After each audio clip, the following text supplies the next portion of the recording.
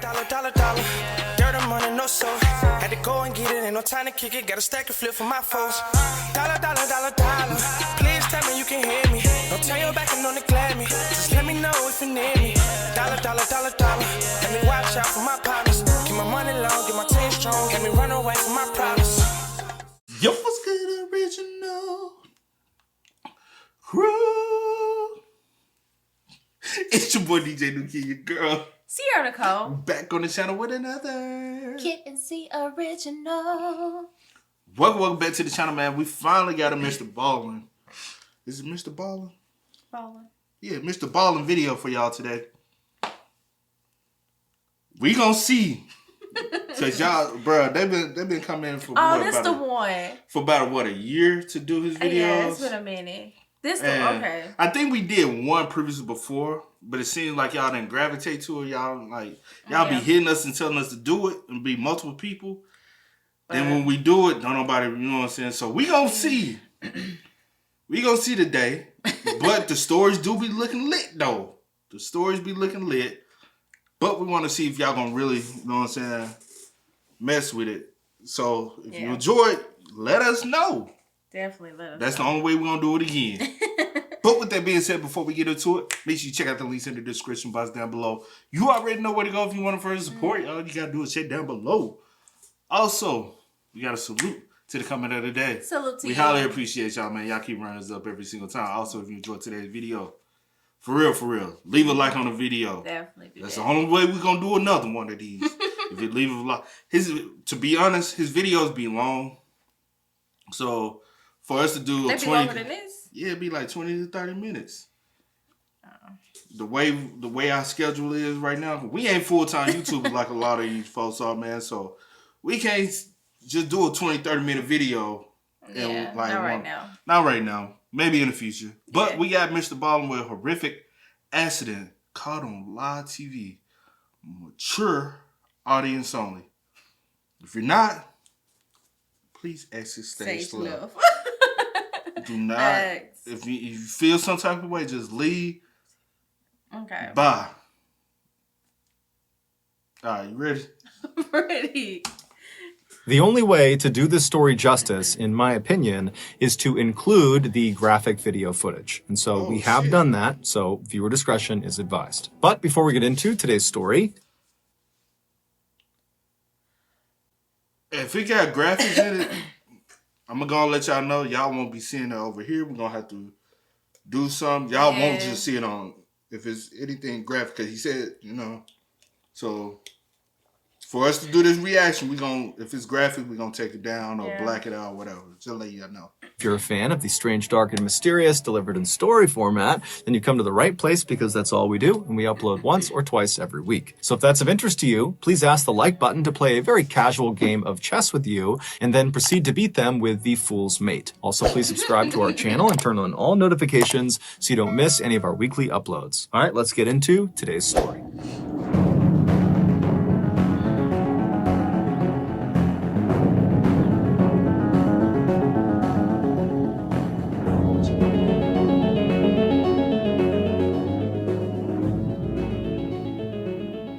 On January 27th, 1908, a 34-year-old handcuffed man walked out from behind the curtain to a cheering crowd inside of a theater in St. Louis, Missouri. This was going to be this man's first ever live performance, but he did not seem nervous. Next to this man on stage was this comically oversized milk can that was filled to the brim with water. Once the audience had stopped clapping and had calmed down and taken their seats, this man on stage turned to face this milk can and then climbed up this small ladder and then lowered himself feet first into this can, and as he did, his body displaced water from the can, causing it to spill over onto the stage. And then once almost all of his lower half was submerged in water and the audience could only see his face, this man looked over at his assistants in the wings of this theater and kind of gestured to them that he was ready to start. And so the assistants come running out into the middle of the stage and they immediately close the lid of this milk can over this guy, pushing his head down into the water. And so as the audience is gasping and collectively holding their breath, the assistants proceed to lock this lid with 6 different locks around the top. And then they wheeled over this cabinet that kind of collapsed around the can, so it was totally out of view of the audience. Now, for this audience, they had never seen anything like this before, and so immediately they all began murmuring and whispering to each other, wondering how this guy is going to survive. Good, you kind of just... I'm anxious.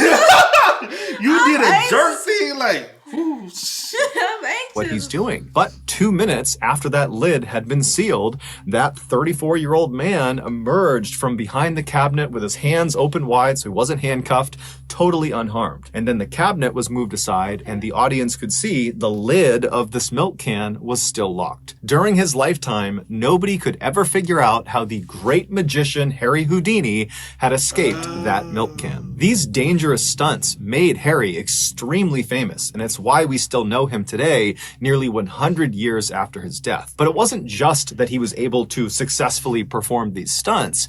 It was his attitude while he performed these stunts that made him so notable. He really just came off as being totally fearless, that he was willing to do just about any stunt. But that wasn't actually true. There was one stunt that Harry was absolutely terrified of. Now, he would eventually work up the courage to attempt this particular stunt, but while he was doing it, he panicked and he had to be rescued by his assistants. And after that, he never tried it again. And for decades, nobody else tried it either. Because, I mean, if Harry Houdini can't perform this stunt, then certainly no one else can either. But in 1990, a daring 32-year-old man named Joe Burris decided he would be the person who would finally conquer this infamous stunt. Joe was a small-time children's magician in Fresno, California, but deep down, he had always believed that someday he would be the next Harry Houdini.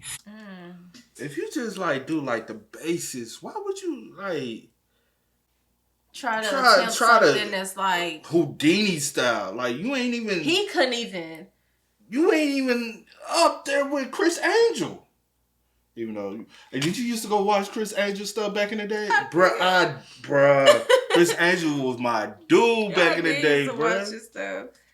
In fact, he would actually tell his family that not only would he be the next Harry Houdini, but he would be even better than Harry Houdini. And so that year, he decided it was finally time to make that dream a reality. And so he saw performing this infamous stunt as a way to make that happen. So on Halloween night of that year, so October 31st, Joe, adorned in his white tuxedo, along with his 2 young sons and his parents, they arrive at Blackbeard's Family Fun Center, which was an amusement park in Fresno, California. The family hopped out of the white limousine that Joe had arranged to bring them there, and they began walking across the parking lot to this big crowd of people. And when this big crowd of people saw Joe walking towards them, they all began to cheer. Joe's stunt that he was about to perform that night had been very heavily advertised, mostly by Joe, and so it had become this spectacle in Fresno. It was going to be aired live on TV while he was doing it, and it was going to be broadcast on a radio station. So after Joe and his family make it over to this big crowd,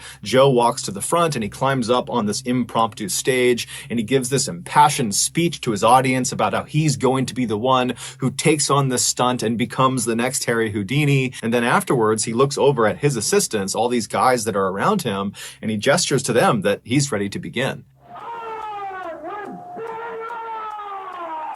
And so with all these TV cameras rolling, the assistants walk up to Joe and they begin shackling his wrists and they put these chains around his body. And then they lifted him up and put him inside of the see-through plastic coffin. And then this coffin was lowered into the 7-foot pre-dug hole that was right nearby. Once Joe gave the signal that he was ready to go, they would fill this hole in, and the stunt that he would perform would be to escape being buried alive. Houdini had attempted this by being buried under 6 feet of dirt. And he had managed to get out of his coffin, but then he just could not get through the dirt and began to panic. And had it not been for his assistants literally reaching into the dirt and pulling him out, Houdini would have died. Joe, apparently, a year earlier, had attempted some sort of practice run of this stunt. It was not the full amount of dirt. It was some smaller amount of dirt, and he had managed to get out. And so he was really confident in himself. And so for this big televised event, he had decided to really up the ante and make sure it was clear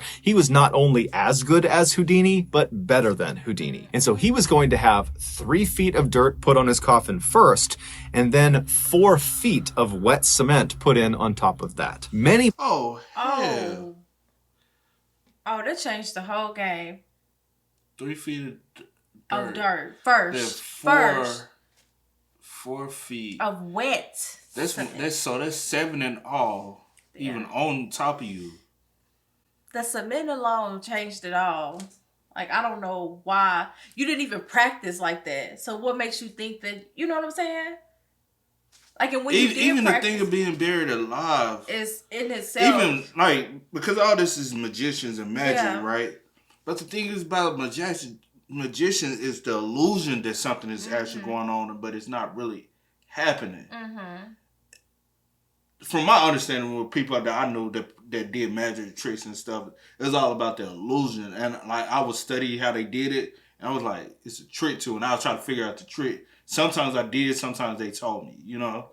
Yeah, but those were kind of like more of those type of like basic eye type of tricks. But like every last trick, even that one that Houdini did and escaped the thing. It was 9 times out of 10 was a back let out way. That's how he was able to escape. So. Yeah.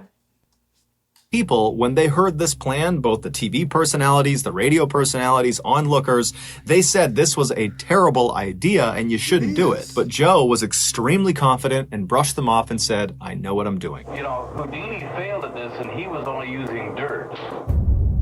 Once Joe was in his coffin at the bottom of this 7-foot hole, he looked up at his assistants standing over the grave waiting for a signal, and he gave it to them and kind of shouted up to them that he was ready. And so his team very excitedly began shoveling dirt into the hole. But after only a couple of minutes, when less than a couple of feet had been put in the hole, they heard Joe yelling out from inside of the coffin. And so everything stopped, the staff jumped in, and they pulled the dirt out until they could finally get the lid of the coffin off. And they found Joe. He was alive, but he was very shaken up, and he kind of sat up and said, yeah, the chain around my neck is too tight. You got to readjust the chain. Now, all these onlookers at this event, they heard Joe say this, and they saw him, and their read on this situation was not that his neck chain was too tight, but rather, it looks like Joe might have bitten off more than he can chew. That this stunt is way more dangerous, and maybe he's realizing that, and he's looking for excuses to not do the stunt.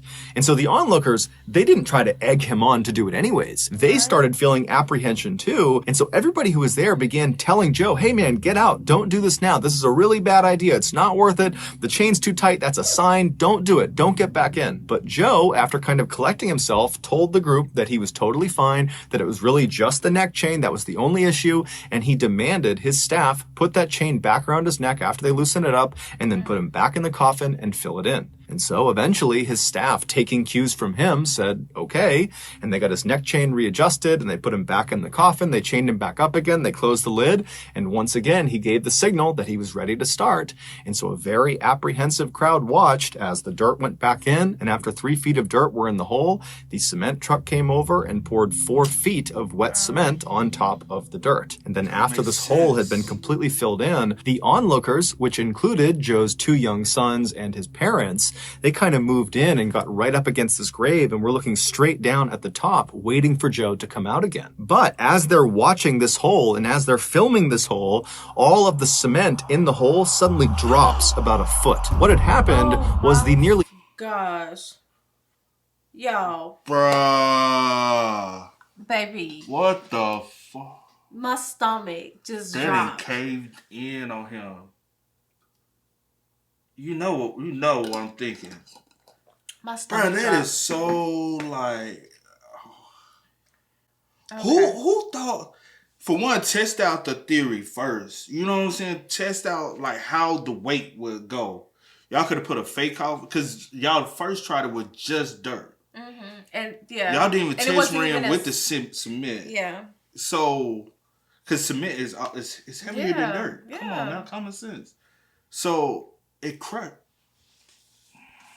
Joe to come out again. But as they're watching this hole and as they're filming this hole, all of the cement in the hole suddenly drops about a foot. What had happened was the nearly 15,000 pounds of dirt and wet cement sitting on top of this coffin had finally caused the lid to break, and in an instant, all of the dirt and cement poured into the coffin surrounding Joe completely. He was truly buried alive. Onlookers immediately jumped into action and did their best to try to dig Joe out, but it took them 30 minutes to finally reach him, and when they did, he was already dead. Joe had ironically died on the exact 64th anniversary of Houdini's death. After an investigation, it was determined that Joe had not tested the strength of his plastic coffin against the weight of the wet cement. He'd only tested it against dirt because that was the one he had done the year earlier. He had done it under dirt and it worked. Joe had also not taken into account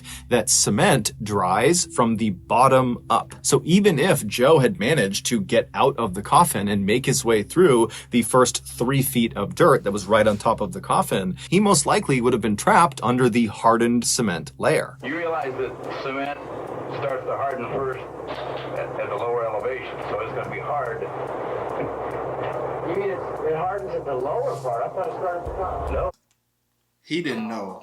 He did not know the science behind this trick. Because it's all science. He didn't. It don't seem like he knew anything. I feel like he was like this huge fan of magic and tricks and whatever the case was, and nothing was really. And he knew, I've done this and I can do it, but I want to take it up a notch. Take it up a notch. And he didn't test it. Like they said, you didn't test the coffin that you were going to use. You didn't test the cement against that coffin. You know what I'm saying? Like nothing. You didn't even know that it hurt. Like my heart. Oh, I'm sorry.